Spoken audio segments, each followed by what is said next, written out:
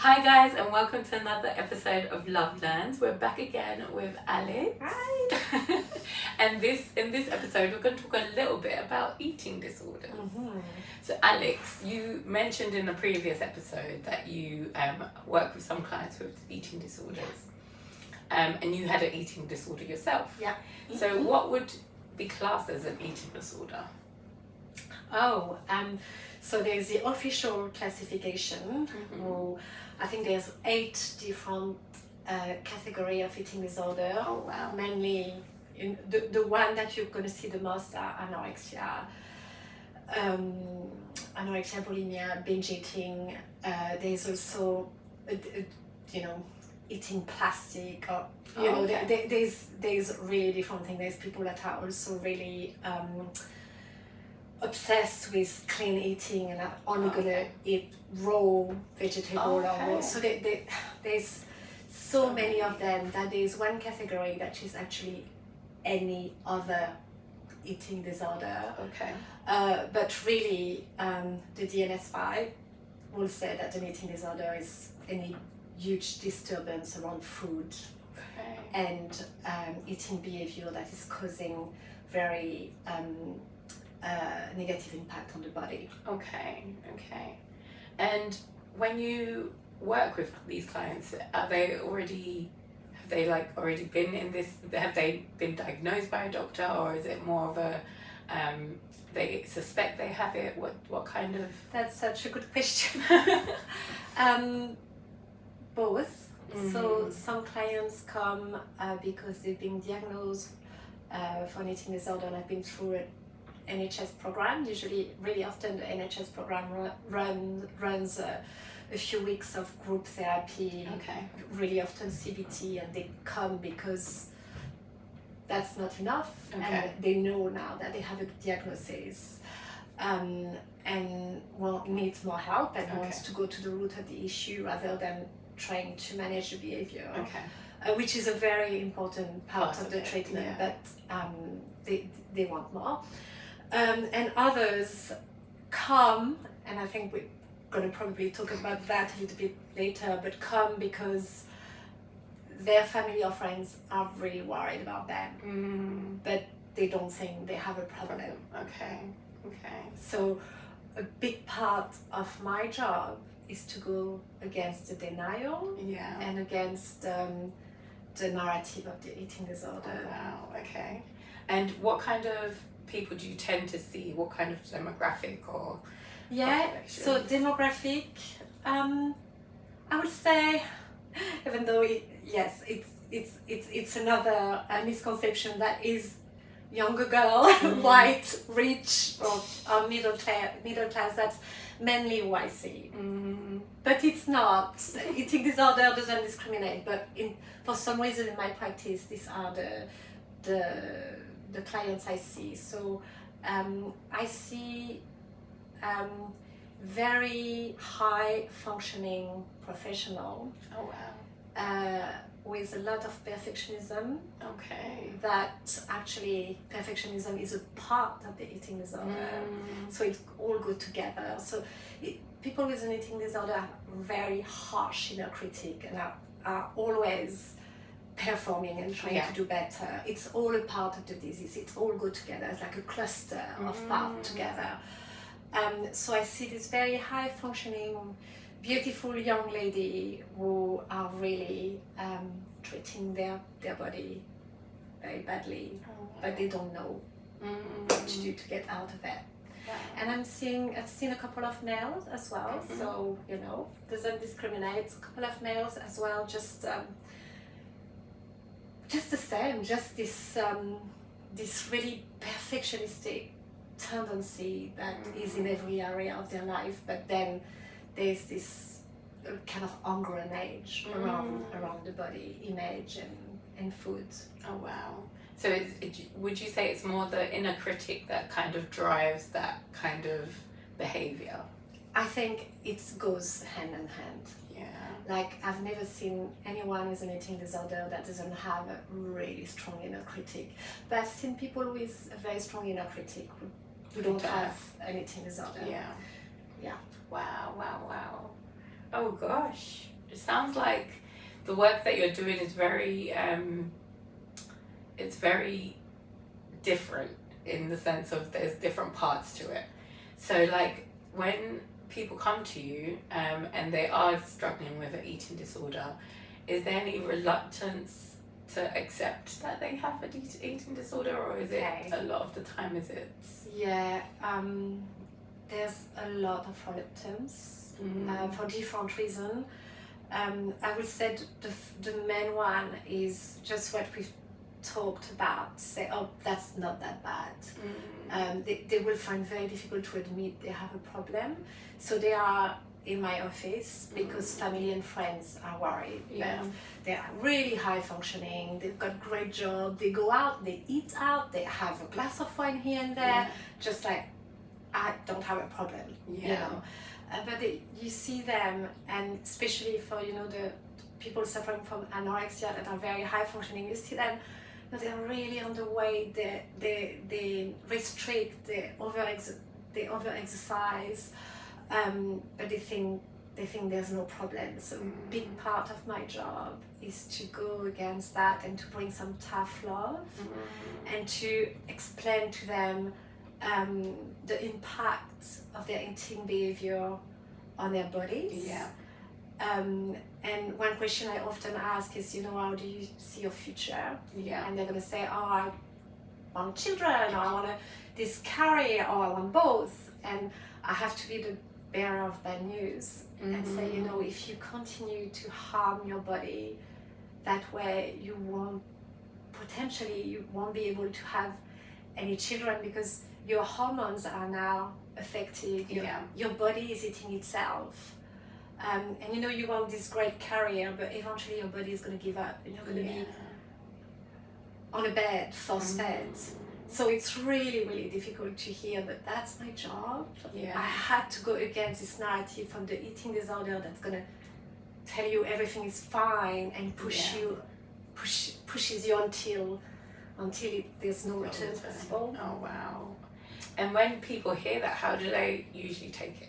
It's very hard, but actually what I've seen is often a relief, because they're just like, okay, I can admit it. Yes, I have a problem. So it's really hard, but I've never had anyone not coming back. Okay. So it's kind of like they have the permission to be where they are. Oh, absolutely. They have the permission, but they can finally admit to themselves, okay, I have a problem and it can be different. One of the main things with eating disorder clients is that they identify with their eating disorder, so they think they are their eating disorder. They don't know who they are without their eating disorder. Okay. So a big part of our work is for them to understand their eating disorder is only a part of them. Okay. It's only a part, and it's a part they really need. The eating disorder, it has nothing to do with food. Yeah. It has nothing to do with food. The eating disorder came into their life as a solution to a problem. So if they felt like out of control or anxious, well, at least they had control of food. Yeah. If they felt sad, well, after binging, they feel comforted. If they felt lonely, their eating disorder is always there as a friend. If they felt like they're not achieving anything in life, well, they can achieve not to eat for 4 days. So the eating disorder play a really big role in their life, and it's protective nature. So work together, you know, I'm not going to say to them, oh, you know, we're going to take your eating disorder away and you're going to be left without any coping mechanism. It's really about understanding together the reason why your eating disorder came in, how it's helping you, and developing healthier coping mechanisms so that at some point they won't need their eating disorder to keep them safe. So another reluctance is the fear of recovery. It's the fear to believe I'm going to go into treatment and they're going to attack head-on my eating disorder, but it's not what happened. Okay. Because they need it. Yeah. They Yeah. need it. Because it's been a support system for them for a long time. Absolutely. Oh wow. Yeah. Another reluctance is the shame. So much shame. It's such a secretive disease. It's just, the shame about talking about your eating, what you eat, when you eat, all the ritual around your eating, and here it's about normalizing. I've heard it all, and nothing can shock me. It's all a part of the disease. It's all a part of the disease. So a lot of reluctance from clients. Wow. To come in. Wow. And you said earlier that you have a group of clients where family members were a little bit worried about them. Yeah. How does someone who is with someone with an eating disorder, what's the best way for them to approach someone if they believe that they have an eating disorder? Yeah. So we have to be really careful about the shame because there's so much shame there. So never shaming, never judging, but tough love. Because the person will say, I don't have a problem. Yeah. Yes, you have a problem. The way you're eating is not a problem. You need help. So really, this tough love, going against denial, yes, continue to love, continue to really push this eating disorder sufferer to go and see someone. The earlier the better. Okay.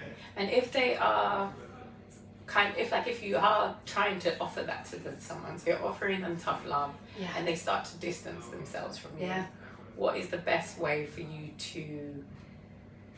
Is it best to leave them to distance themselves, or is it best for you to continue getting closer? What's the best way to work with it? Yeah, and that's such a good question, because an eating disorder is looking at isolating you, at really cutting all connection around you. You know, it's just like an abusive boyfriend. Wow. So it's gonna start by telling you everything he can promise you, a beautiful body, all the love from everyone, etc. And then it starts beating you up and abusing you. Wow. And then his goal is to kill you. That's how it goes. So it's really, in tough love, there's tough because say things that they are, but there's love. Yeah. And love is so important, and it's never giving up and pushing the connection and pursuing the connection. Pursuing. Okay. And how do you do that? Like what's the best way for someone to encourage someone who does have an eating disorder to know that they're still loved, to know that they're still... I think just showing them compassion. Okay. Empathy and compassion. They have a disease. Yeah. There's a lot of misconception that it's a life choice, or it's vanity. It's just someone who went on diet for vanity, and it's a diet gone wrong. It's just you've decided, just snap out of it. An eating disorder is a mental illness. It's the highest rate of mortality of all psychiatric illnesses. It's a very, very, very serious illness. So, you need to keep that in mind. Yeah. This person is sick. This person is not well, especially when you don't eat, or when you're not eating properly. Your cognitive abilities are not there anymore. So it's pursuing this love, showing compassion, showing love, showing empathy. But when they tell you I don't have a problem, say yes you do. We want to help you to get out of that. Yeah, which is such a nice way to frame it, because I think sometimes you do want to help people, but sometimes you feel scared to even have conversations about these things. Yeah. And I think that just probably fuels the shame even more if you do distance yourself. Yeah. But now that you've worked with quite a few different clients, have you had any that have impacted your work? Yeah, I had been a lot of beautiful people I've worked with, but I would say there's especially one girl. So she came to see me after being diagnosed by the NHS with binge eating disorder. So she was in her mid-20s, and we worked together for 6 months. And it was very, very hard because the cravings were very severe, strong for a long time, but she didn't give up. And she really kept going, and she really learned, which I think we touched on that, but a big part of the work is to stop identifying with your eating disorder. There's different techniques for that, but one of the techniques is to really pay attention to your internal dialogue and hearing the abusive voice, which is, you know, the abusive boyfriend, which is not yours, and really starting to make the difference between the true self, which is really you, from the part that is the eating disorder and is trying to take over. And she did a very good job with that. She really managed to say, okay, you know, it's different. At the beginning she was saying it, but 98% of me is the eating disorder. I'm like, great, 2% of it is not. Okay. And 2% of it is the person who show up here in therapy every week and wants to be free from the eating disorder tyranny, and she really went with that, and we really worked at who she was underneath this eating disorder, who she was, what she wanted, and the food obsession lesson, which gave much more space that she didn't have before, and she just started to use it. She got a new job, she started dating, she experienced different hobbies, and she came for a food problem, and she left with a life. And that's very impactful for me, because it goes against the saying, you know, once an eating disorder, always an eating disorder. Recovery is possible. And also in her history, we only worked together 6 months, which actually is not a lot for eating disorder, but because she was diagnosed and came for treatment right away. There's usually a big amount of time between the time people are diagnosed and treatment, around 4 years. Before people access treatment, really often because of the denial. And you know, research, study, evidence, everything will say the earlier you get treatment and a better chance of recovery, and she showed that. That's amazing. Wow. And if there was someone going through the same thing, they've just been diagnosed, what kind of steps should they take? What kind of resources, guidance would you say? So guidance, I would say, so they've been diagnosed by their GP, so that's very good. So because my first guidance would be, if you have a doubt that you have an eating disorder, go and see your GP first thing. Then, you know, there's a few NHS programs, but the NHS is very overwhelmed. So I would say find a therapist who has experience with eating disorder, because it's specific, and also a therapist who is really open to work with other professionals. So is open to work with the GP, is open to work with a nutritionist. It's a multi-dimensional disorder, so you sometimes, not all the time, but need to have other professionals coming in, and you need to have a therapist that is happy to communicate, because you almost need a teamwork. And another guidance would be like, don't wait. Do not wait. Just try and get the help that you need. Wow. So it sounds like even within your work, you're creating a community and connection that you said that sometimes the eating disorder can pull you away from. So it sounds like even your recovery is rebuilding that connection and understanding. Oh, wow. An eating disorder will try to isolate you. It's an abusive boyfriend. Will try to isolate you, and a big part of recovery is to push for connection with yourself, Yeah. because who am I without the eating disorder? Yeah. What do I want? Who am I? I'm not the eating disorder. It's a part of me. It's a disease. But who I am, what do I want? What do I like? And then pushing connection with others, starting to open up, getting out of isolation, starting to be honest, vulnerable with what's happening. So, Alex, you also mentioned about misconceptions. So what kind of misconceptions are there about eating disorders? Yeah, many, many. But to mention a few, people think they can see if someone has an eating disorder by looking at them. Oh wow! Either because they are really underweight or overweight. But eating disorder come in all shapes and size, and you can be what is considered normal weight. Yeah. And actually have been diagnosed with an eating disorder. Oh wow.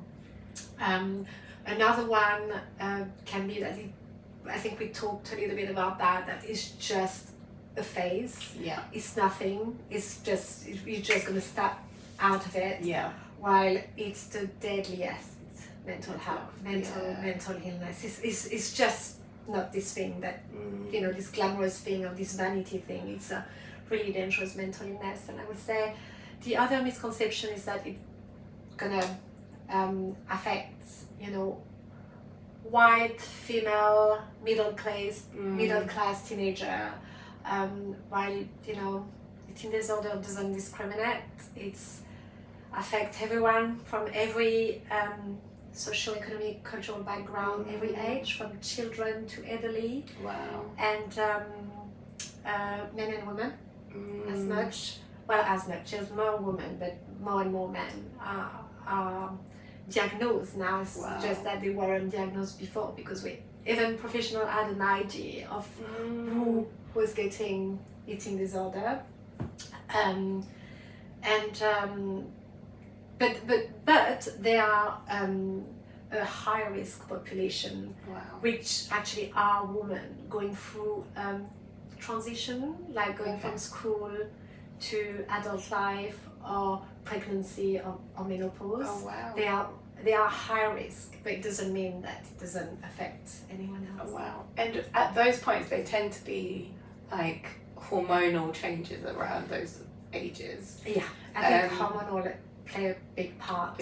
Okay. Oh wow. That's interesting, very interesting. Amazing. So what kind of resources, other than a therapist, what other resources are out there for? Yeah, so there's a great book I ask my client to get if they can. It's called Life Without Ed. Okay. So Ed being the eating disorder, but also the abusive boyfriend. Okay. So it's from Jay Schaefer, and that will explain a lot about the eating disorder being only a part of you, and how to start to identify the different voices, and then to disagree with the voices, and then ultimately to disobey. So that's very good. There's great charity called BITS. Okay. They have a great website in terms of very informative, where you get a lot of resources. They have seminary, training for therapists. So yes, so the BIT website, training, etc. And they also have support group for sufferers, but also for family. Oh wow. Because that's very hard on the family. And then if there's any need of daycare, so I had to send a couple of clients to daycare. I send them to ORI. Okay. So wonderful organization called ORI. And then I would say any 12-step groups, Overeaters Anonymous, Anorexic and Bulimic Anonymous, Eating Disorder Anonymous. The more support you can get, the better. Okay. Awesome. And if people wanted to work with you, how do they get in touch with you? Yes, well, they can get in touch by email. So they can contact me, they can email me, and I would love to speak to them. Awesome. Guys, that's another episode with Alex. thank you so much for tuning in, and I will put all of Alex's details in the show notes so that you can reach out to her if you would like to work with her or even just have a conversation with her. And yeah, that's another episode done, guys. Have a lovely week, and I will see you next week. Take care. Bye.